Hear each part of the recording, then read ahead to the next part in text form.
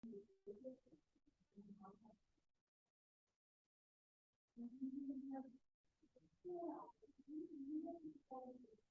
day to you all. Today I would like to speak about the poem I Know Why the Caged Bird Sings. The poem I Know Why the Caged Bird Sings was written by Maya Angelou, a black American poetess, a civil rights activist, an educator, a drama artist, mm, producer and a actress and a filmmaker also.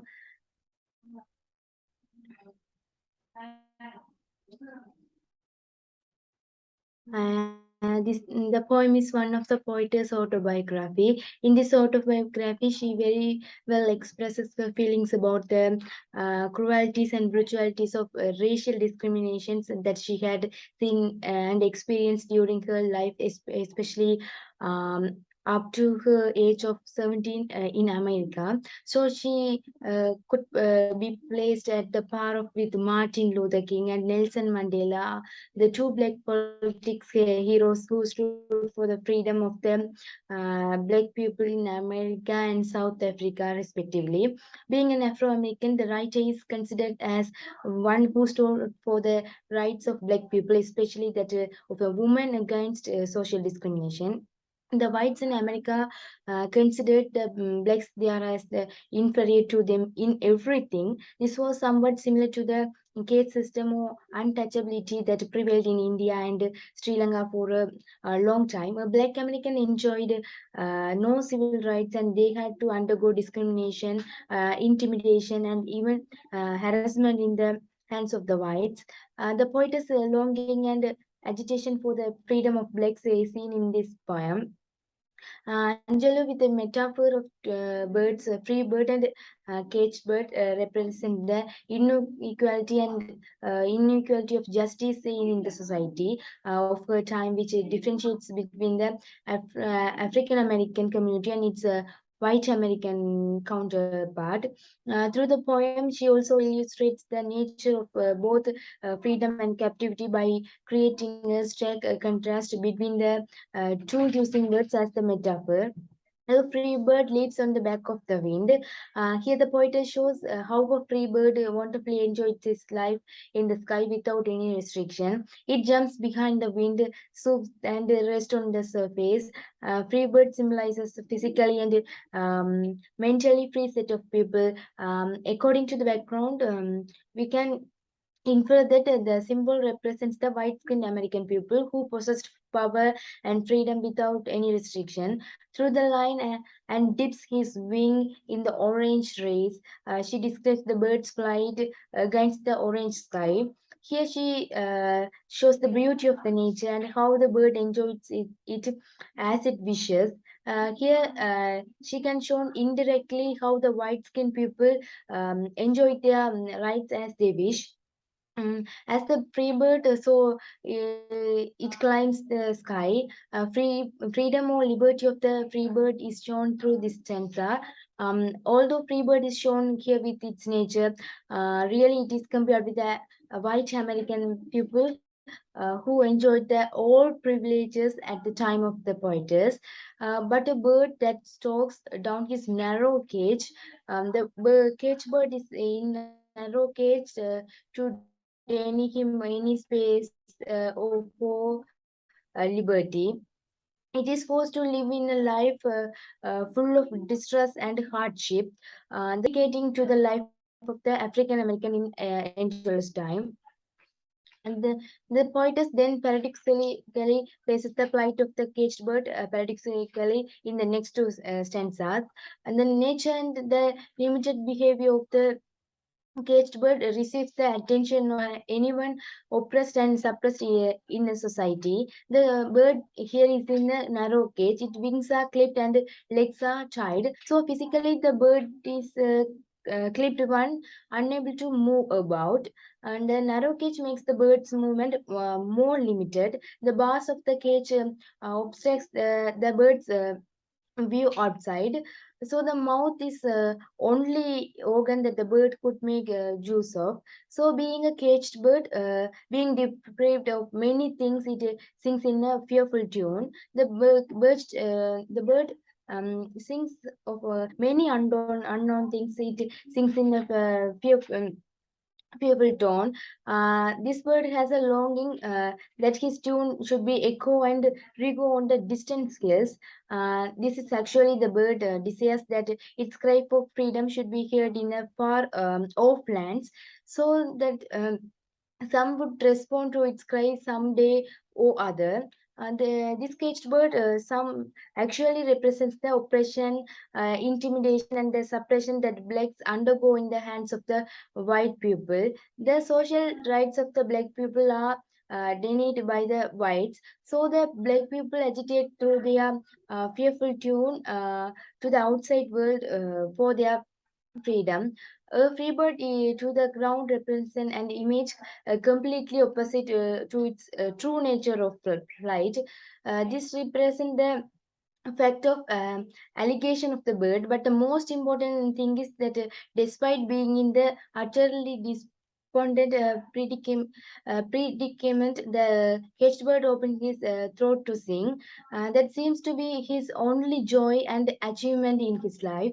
The caged bird certainly knows that the dream of his freedom can never possible. Its mental condition has been brought out by the grave of dreams. As its dreams are impossible, its dreams have been pushed into the grave and they have died. Its unbearable pain, suffering, and its dreams that cannot be reached are shown by in this poem. Due to the frustration and confinement, his shadow also shouts with a fear on nightmare scream. The theme of freedom and confinement is most predominant theme in this poem. The image of the free bird living in a life of unparalleled joy and liberty stands for the freedom, while uh, elsewhere I know in this poem, I know why the caged bird sings. It symbolizes the restrict life of the caged bird whose wings are clipped and feet are tied. The poem being in the description and undisturbed movement of the bird that is free to fly anywhere it wants. The sky is its natural habitat. It is free to dip its wings in the orange rays of the sun covering the sky. The free bird lives its own life with no boundaries and control. However, the caged bird lives in imprisoned life in a narrow cage. The caged bird can hardly get a glimpse of the sky. It cannot move freely as its wings have been clipped. It lives in a helpless and miserable condition, only longs for freedom and in its sad songs. Thank you.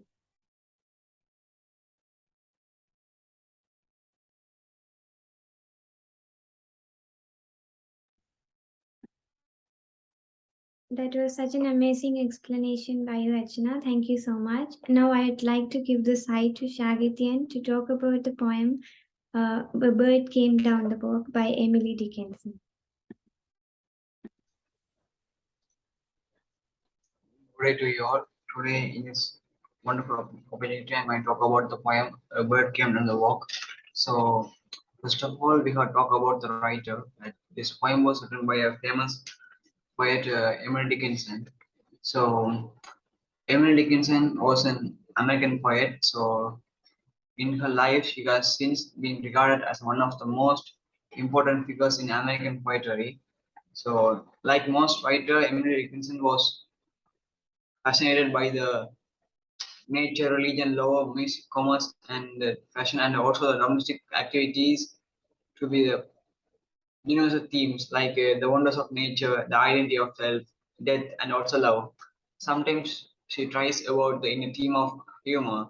So as well as when we see the poem, so most of the her poems will come in first person narration. So we can in every poet poems we can see that she mentioned about I. So most of the poem, she was the narrator and also she was the keen observer of the scenery. So like that, this poem was also written in 1891 in second collection of Dickinson poems. So it is focused on a small creature, a bird. So she describes that a bird it comes to the garden, but the choice of words make a poem a memorable experience. So when you see the poem "A Bird Came to the Walk," so when you see the title, the readers may get a question that why the bird came down the walk. What is a bird? That it's an ordinary bird, and it is about a simple incident, but the reader is very keep curious to, as nothing can be guessed by a title. So there is something interesting in the poem. So as well as this poem has five stanzas. So when you see the first stanza, so a bird came to the walk of the speaker by describing the simple and yet beautiful movement of the bird. So the particular bird is coming down the walk. So this is likely a sidewalk or path, some of the near the speaker's home.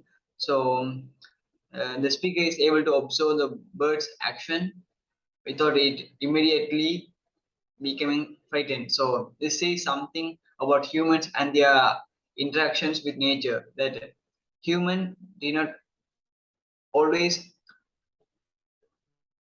interact with the nature. So birds are rightfully worry about the presence of humans. So they will not behave in the same way if they knowing being watched. So as well as in the poem, the writer sees that the bird came to the walk and it a bit angle worm and it eat its raw, beating it in a half. So here the writer has personified the bird as a bird, as a human by giving the subject pronoun he.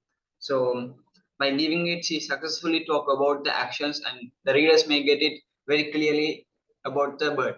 So when you say second stanza, the next thing is the speaker sees the bird is drinking the dew from the grass. So it doesn't have to go anywhere to get to else find the food or water. So it can easily take the water from the dew and the grass, that convenient grass. So far, its life has been presented as a simple movement for need to need. So in the next two lines, another small life is introduced to the beetle. While the two creatures might be simple to human eyes, but the bird makes a conscious effort to hop to a side and let the beetle pass it. So the bird is very aware of its world, and as will be seen in the final stanzas. So through the stanzas, the poet reveals that nature to has its own way of style to protocol similar to the human world. That this further implies the close observant nature of the speaker, who does not miss any single movement of the bird. So the bird leaving the better path is an obvious icon or opener to the human world, that people do not give the way to others. That if someone is growing, they will stop their growing. So like that, the bird is the bird is full in his yield food. So it gives the pass to the beetle to pass from the away. So here the writer uses the visual imagery when the bird drinks the dew, and so it gives a visual imagination to the readers that how the bird will drink the water, how the deer will be in convenient grass. So that's an interesting thing that the poet had used the visual imagery, and also she had used the alteration in the dictions drank a dew. So the D sound has been alterated. So this the alteration is mostly used for the rhyming and sound pattern of the poem. So the writer has used in a simple her talent in a simple two words. So that like that in the third stanza, the bird's reaction to its world are carefully studied by the speaker. That is, it is clear that she is truly watching this creature and taking some mental notes on it, what it's doing. So she notices its inherent anxiety. So no matter what is doing, it all looks around with his rapid eyes. So they move quickly and all abroad. So trying it to see everything at once. So it is very on the edge and aware of the variety of dangers it might have. So the here the writer has used has talked about the appearance of the bird when the writer, the when the narrator was saw the bird. So the bird's eye appear like frightened beads. They are shiny, probably black, and moving or rolling around easily. The bird becomes scared of the speaker and strays its velvet head. So here the writer has used the velvet head. So by this description of the his feathers is interesting that Dickinson has used the word velvet, implying a kind of luxury about an animal. So it is clear that she or at least the speaker is channeling sees the bird as a lovely thing, as a beauty of the nature. So as well as in the first stanza of the poem, so that in this stanza for the bird the narrator offers a crumb to eat. So and it reaction to the offering. So even though the bird is in a comfort zone, it looks like a one in danger.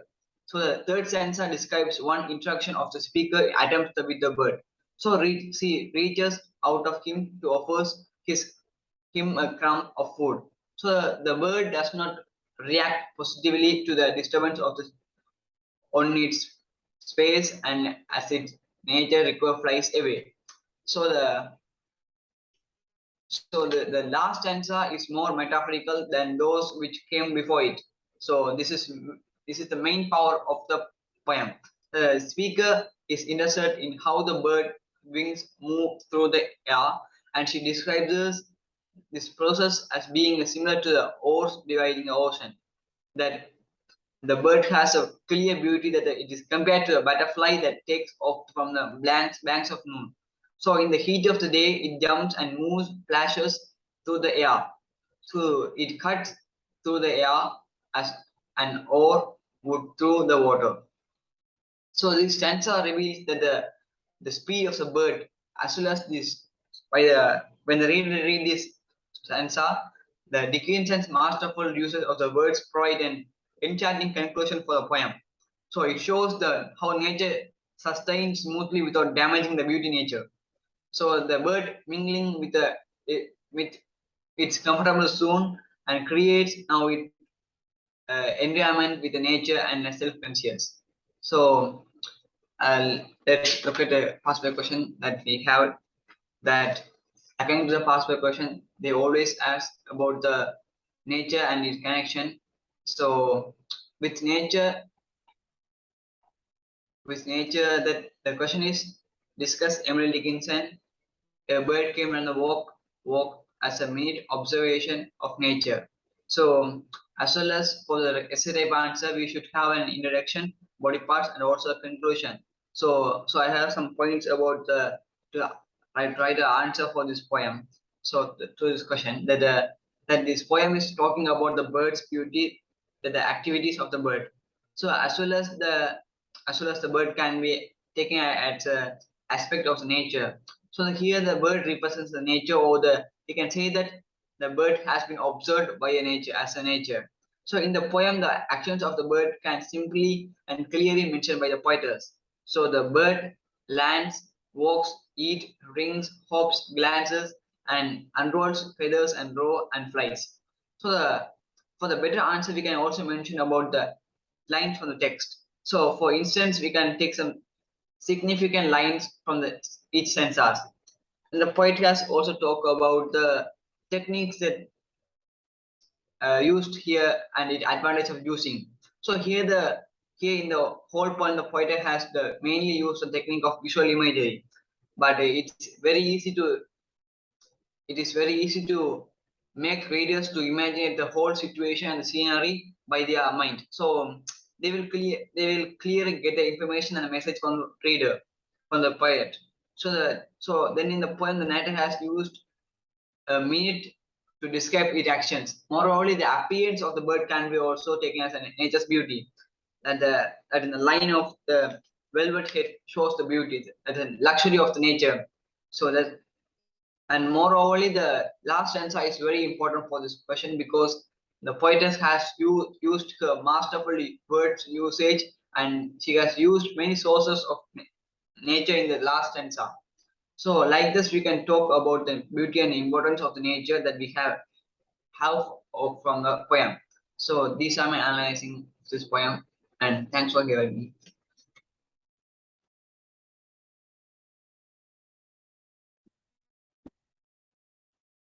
That was an impressive elucidation by Shagitian. Thank you very much for here with us. Now I'm going to talk about the poem The Breakfast, and I'm going to analyze this poem line by line to get more understanding about this poem. So as we see, this poem is with 35 lines, which was written by Jacques Prévert, and this poem was translated by Rigi Srivatana to English, as it is a French poem which was written by a French person. Mm, We should understand one thing: the background of this, the history of this poem. Actually, this poem was written after the Second World War. As we can see this influence of Second World War by each of these lines that mentioned by the writer in this poem. Let's begin to read the poem. The poem The Breakfast, at the title itself, seems like a change from other poems because usually a poem will have a poem's title will have a little influence about the theme of this poem. But here, the poem Breakfast, the meaning of this title is totally different from what we thought by breakfast. The meaning of breakfast is in a literature meaning. The breakfast means the time where every family members in a house will be gathered to have their communication while eating. But here, the word breakfast is totally different from what we understood by this word. So this poem starts with a descriptive theme. So as we see, this poem is filled with a tone of descriptive and distance relationship of a couple. And as I said before, this poem has a big influence of the Second World War because French people got so many obstacles during the Second World War because of the Nazis' influence. So this poem is based on the mentality of people after the Second World War because it will take some time for them to adapt to the situation of a normal lifestyle because they got attacked and they lost so many of their relatives. So the writer mentioned this influence of Second World War by a character of wife as a narrator. So, as we see, this poem starts with the description of a man who just doing his work without any reaction for his wife. The narrator says he poured coffee and he put sugar and milk and he just lit the coffee and he drank it. Here in the first stanza, we can understand one thing that the narrator shows descriptive lines step by step to describe the person. It shows her deep observation towards that person, which help us to understand that this person is a well-known person to the narrator, as well as this person seems very important to the narrator. We can confirm this by the last two lines of the first stanza. Without speaking to me, he put down the cup of milk. As we see, the first stanza mentions the line that without talking to me.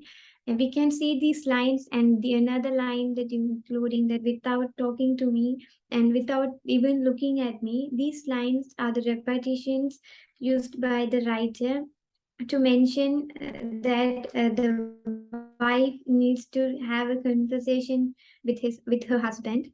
And the second line, the second stanza mentions the terrible action of the man who is the husband of the narrator. The narrator says that he lit a cigarette in front of her and he put the smoke and he put the ashes in the ashtray, and again she repeat the word here without speaking to me and without looking at me. And this is an anaphora that the writer used this technique to this poem to mention those themes that I told before.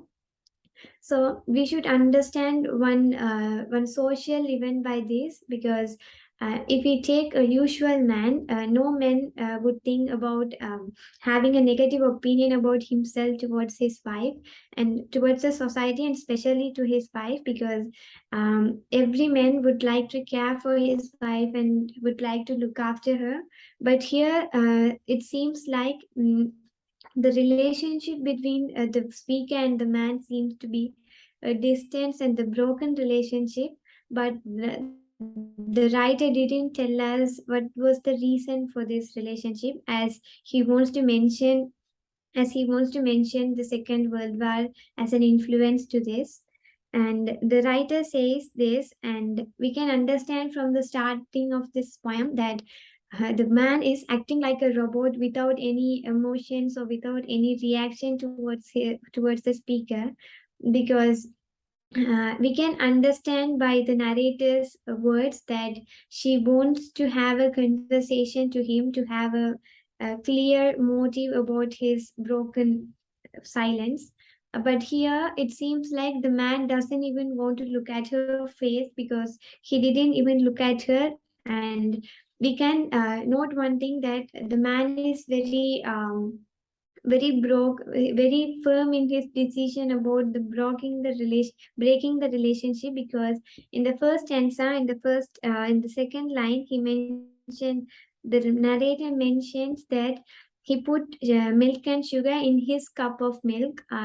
Is a possessive pronoun used by the writer to mention, to give us a hint that the man is not in a stable mindset to have a conversation with her, because usually couples will not be possessed in materialistic things, especially when it comes to a married couple. They will not say like my cup and your cup. But here the writer used possessive pronoun to mention this. And in the third stanza, the writer mentions, he got up, he put his cat on his head, he put on his raincoat because it was raining, and he went out. Here we can see the complete rejection of the man towards his relationship with the narrator, because even though it was raining, usually no one will like to go out in the rainy day for no reason. But here the man put on his hat and put on his raincoat. Even though it was raining, he wasn't get any backward from his decision to stay in that home, which means the man who is the husband of the narrator doesn't even want to have a small opportunity to talk with her. And even at the end of this poem, the writer didn't tell us the reason for the conflict between them. So from this, we can't understand uh, from which person have the true side and which person has false side. But still, the writer mentions all these lines, and it gives a sympathetic mood towards the narrator, because the narrator's tone seems to be very sensitive. Because the last stanza, in the rain, without a word, without a look, and I put my head in my hands and wept. Here, even though it was an unusual situation between a couple, even though we don't know what which side has the correct in the correct justice, we can all of our mindset will go to give sympathy towards the narrator, because the way he speaks and the way he described him seems to be very sensitive. And even though it was raining, the man was going out, and the narrator felt like he wants to be close with him, which shows that even though if she made a mistake or something, the narrator wants to get a clarification toward with that man. But the complete rejection of that man gives her disappointment towards her relationship. So it shows that the unusual relationship between a man and a woman may cause many obstacles in a family life, because even though both of them were didn't both of them didn't get any improvement or didn't do any steps to talk between two of them, because the man was always silent. Maybe we can take him as he was angry or he was upset and he didn't want to talk her to anymore. But if you look at the speaker's character, even though the speaker wants to talk with him, she doesn't even do any steps forward to talk with him, which shows her fairness towards that man. And the last lines was very highlighted in this poem, which is very sensitive. And I put my head in my hands and wept. It shows that the unsupportiveness of the speaker towards herself, because even though she wants to do something to get away from this event, she couldn't help herself. So the man went out and she was alone at home, and even though the nature supports her by raining, the man didn't consider this as an obstacle or this as an opportunity. He tried his best to ignore her. So it shows that the unusual and the broken and distant relationship may cause many events in the social conflict, and we can take this poem as a social conflict, as this poem has the tones of descriptive and distant relationship. And if we look at the techniques, we can have the imagery and anaphora and enjambment by the writer, because the readers can able to understand and able to get an imagination about that man's actions in that house, and how the narrator speaks and how the narrator couldn't help herself by just sitting alone there and crying. And if we look at this poem all over, I think this poem is very similar to the poem The Sadness Summer, which is written by the Stephen Kamali. And if you look at these both of these poems, this both of this poem has the way of the same theme, which is the unable to have the strength to expose her love and expose her decision towards her loved ones. So if we read that poem, that summer sadness, it will help us to understand both of these themes well. And now I'm going to analyze a question based on this poem. I'm going to get an explanation about the breakfast deals with a dependent woman whose happiness is shattered due to a restrained relationship, discussed with close reference from this poem. Actually, this, as from my opinion, this question is very similar to this poem, because as we see, the readers can understand that the speaker's character is very dependent from the man's feeling, because she felt so disappointed just because he didn't talk to her, and she was very upset because he didn't make any move to get close to her. So if we get to analyze this poem, the poem Breakfast was written by a French poet, Jacques Prévert, and was translated by Riji Srivardhana. This poem tells us about a home conflict between a husband and wife. Jacques Prévert silently tell us about most of the people's condition after the Second World War by making the wife as a narrator. This answer will analyze how the dependent woman's happiness is destroyed by this influence of Second World War. In this poem, the poet presents the difficult situation of a young couple. He introduces the narrator as a wife character who is very sensitive by heart. In inverted comma, he drank the coffee and milk and he put down the cup without speaking to me. Here she tells about the morning incident. Usually, everyone wishes to start their new day with a fresh smile, but here the seems to be not like that. It's unusual for a couple to drink coffee without speaking to each other. It is like unpleasant morning for them. And the second example in the coming paragraph is he lit cigarette and he made drinks with the smoke. He put the ashes in the ashtray without looking at me, without talking to me. It seems like he has no feelings for his wife because no man would like to ignore his wife by lighting a cigarette. And the word ashtray and the ashes brings out a scary visual imagery. And this line will make a negative opinion about the man to the readers. And the quotes without speaking to me, without looking at me. The narrator mentions this again and again as a repetition to show us her worries. A husband would care his wife, but here he is not even wished to look at his wife's face. By these lines, the poet conveys a message that ignoring our beloved people will make them worry.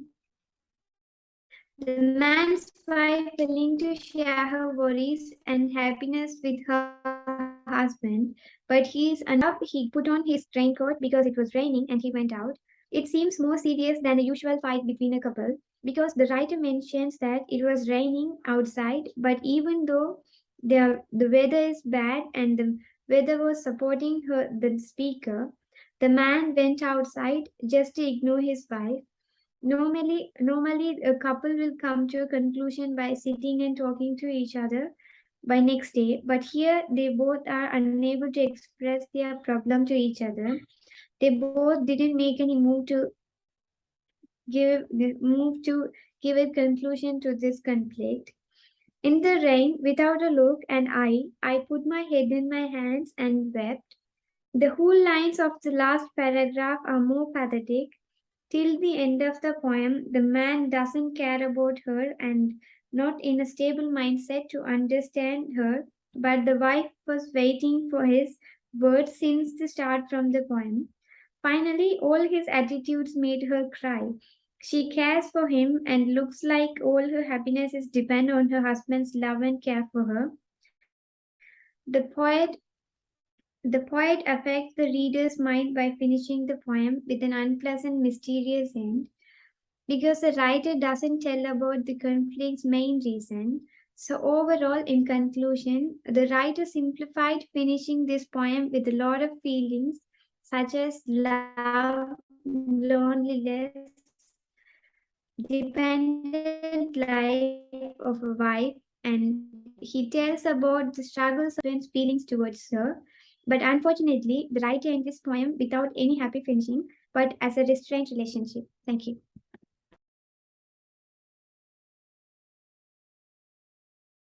In this priceless event. Thank you very much for all of the people who joined us with and who spent their priceless time in this efficacious event. And as everyone know, literature is the feeling that you will have towards your surrounding by your observations that's around you.